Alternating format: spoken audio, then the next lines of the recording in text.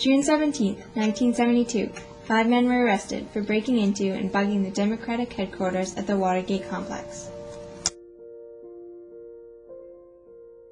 The Watergate break-in was revealed to be part of a massive campaign of spying and sabotage to help get President Nixon re-elected for a second term.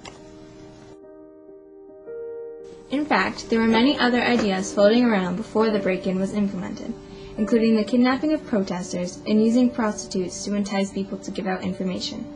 Each new proposal was given a gem name, but eventually they began to run out of gem names, until they settled on the Watergate break-in, which proved to be a very poorly thought-out plan. It turns out that the Watergate break-in was not a solitary event, but part of a system of planned illegal activities by the president's men.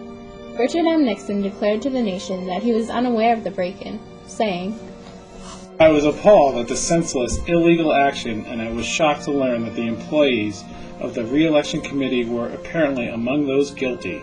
It turns out that Nixon helped mastermind a months-long cover-up of the Watergate break-in. So what did he really know? The fact that he was willing to resign sort of cements in everybody's mind that there was a cover-up going on and that he was aware of information, and he tried very hard to conceal the information that he had known about.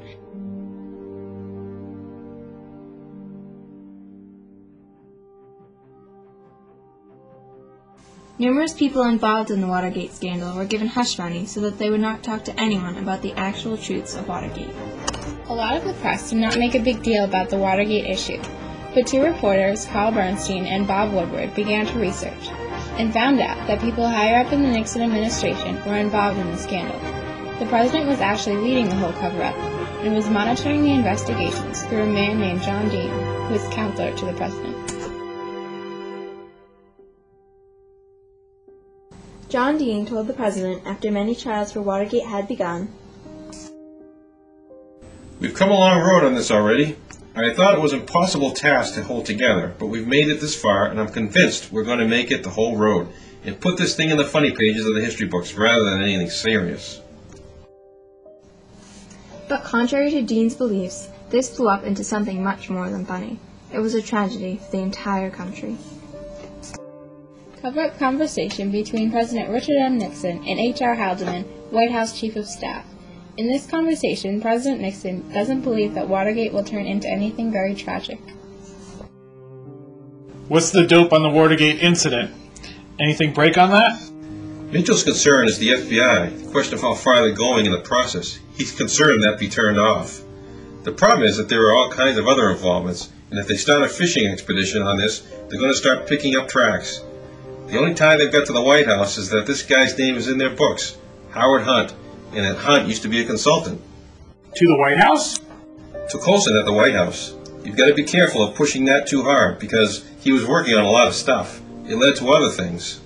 My view is, I still hold with this view, that in terms of the reaction of the people, the reaction is going to be primarily Washington, not the country. Because I think the country doesn't give much of a about it, other than the ones that are already bugged.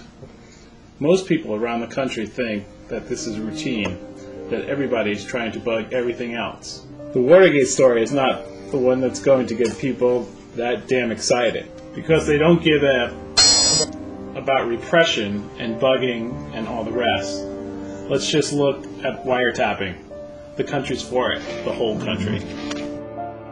White House counsel John Dean stated, I think that there's no doubt about the seriousness of the problem we've got. We have a cancer within the close to the presidency that's growing. It's growing daily. It's compounding. It grows geometrically now because it compounds itself. In the first month of prosecution, the president wasn't involved in the trials because it wasn't believed that he had anything to do with the earlier events. But later, when John Dean ended up testifying against the president, opinions changed, and for the first time, it was suspected that the president was actually part of the obstruction of justice. In an attempt to cover himself up, the president spread rumors about Dean's credibility and his character, trying to prove that Dean was wrong about him being part of anything. Nixon taped over every conversation that took place in the Oval Office to preserve and glorify himself in the future. However, in the end, it completely backfired. When it was revealed that he had taped over every conversation, people believed that it would either prove him innocent or guilty. Many people in the White House believed that he would become innocent from the tapes, but in the end, it eventually led to his demise. At first, he was resistant to giving the tapes over to the courts, and people around him were giving him different suggestions of what to do with the tapes, including burning them on the White House front lawn. But Nixon felt attached to these tapes, considering them to be his own personal property, and was resistant to doing anything with them. But when the court subpoenaed them, burning the tapes or even keeping them was really out of the question.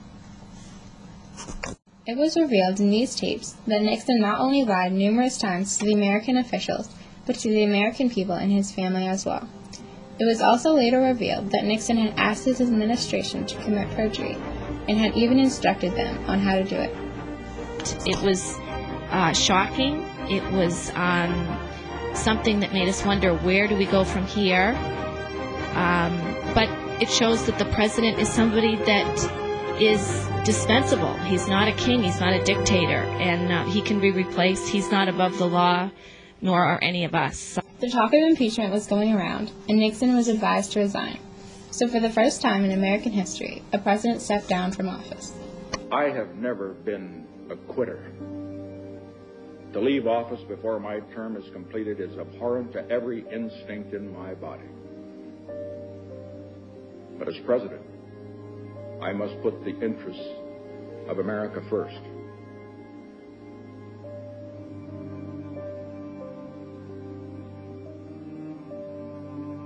Therefore, I shall resign the presidency effective at noon tomorrow.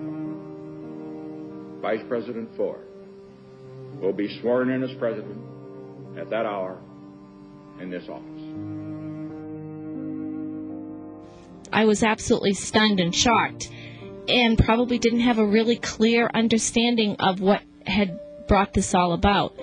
But to me, the fact that our president was going to resign and leave office was something unheard of. It just, as I said, I was just stunned by the whole situation. And I remember the tone of his voice, President Nixon, when he was talking to the public and saying that he was going to leave office, that it was in the best interest of the nation. And it was just very, very difficult to understand and believe. It was tragic for the country's reputation because the president had almost been impeached and came close to going to jail. The president, even though denying it, had turned into a crook. But in all of my years of public life, I have never profited from public service. I've earned every cent. And in all of my years of public life, I have never obstructed justice. And I think, too, that I could say that in my years of public life, that I welcome this kind of examination, because people have got to know whether or not their president's a crook. Well, I'm not a crook. I've earned everything I've got. Before this whole ordeal, the president had done many good things for the country, such as stopping the draft and being the first president to visit China. And it was tragic that he had made such a poor choice to commit this crime. It was tragic for the country as a whole because we had lost a president who could have done so many more great things.